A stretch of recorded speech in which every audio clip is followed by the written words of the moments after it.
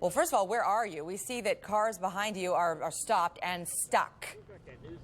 We're right near the I-10 and 43rd Avenue, and that's exactly what has happened. We have dozens of cars, from what I can count, just submerged in water here. This whole part of the freeway looks like it has been turned into a lake. Fortunately, everyone was able to escape this area and get to higher ground here safely, but they've just been standing here stranded since about 5 this morning. This car that you're looking at right now actually belongs to this man right here. This is Jim. Jim, tell us what the conditions were like before this happened. I was coming up the freeway after getting through the last little bit of the wash and looked over to the side of the road. The police were motioning for us to come through.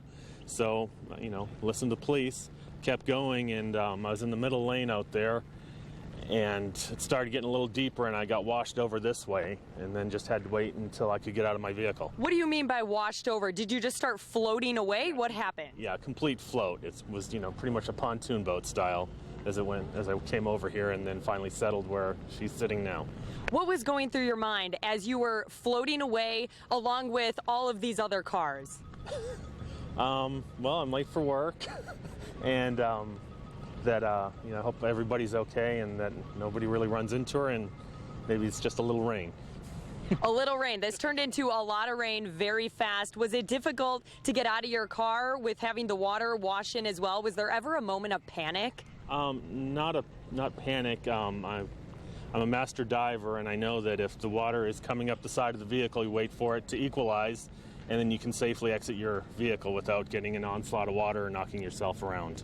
Most people don't know those things, so you probably would have preferred if they just closed this area completely, but chances are maybe it just got so bad so quickly that officers did not know how deep it was getting in this particular area. Yeah, I believe that's, they had no idea what was going on with how deep it had gotten so quickly.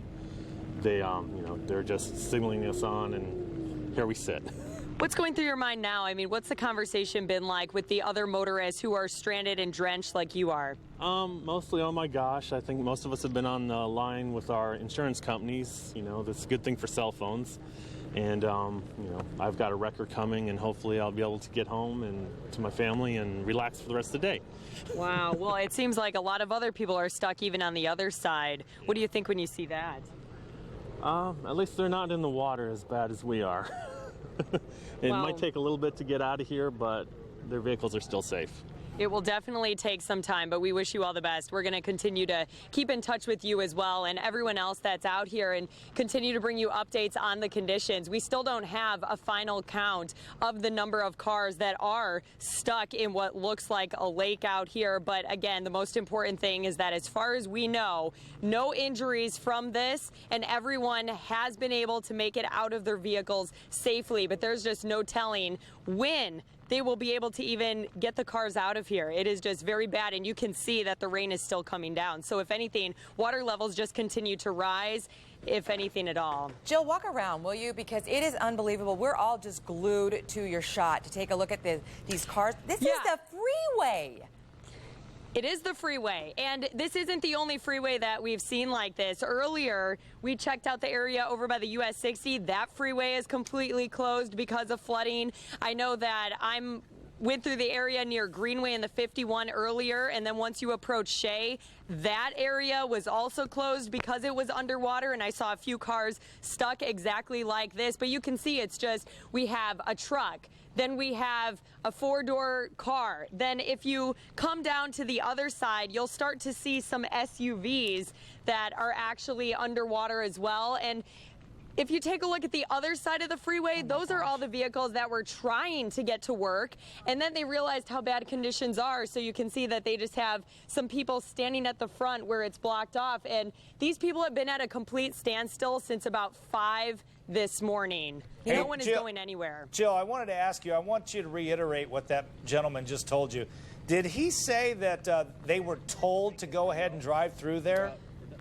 That's what he says. As far as I am being told from the people who are stranded out here, they said that they were just driving along. They could tell that it was raining, but they were urged by the officers to just go over to the shoulder area but continue on, and that's exactly what this man said he did. But then, of course, it quickly started to turn into a different situation. So most likely they just didn't know how bad it was this far out, because you have to remember it was pitch black. So that was the big problem with even driving into work this morning. You couldn't see. You saw water, but you didn't know what you were going into, which is one of the reasons that ADOT urges everyone, if you see any standing water, don't try to go through it, because you don't know how deep it is until something like this happens. Well, this obviously is going to make national news, too. I've never seen anything like that. I mean, that's a freeway. There's probably at least a dozen cars in 4 feet of water. More than a dozen. And then up on the bank, too. I mean, you can see all those cars in the water, but then on the bank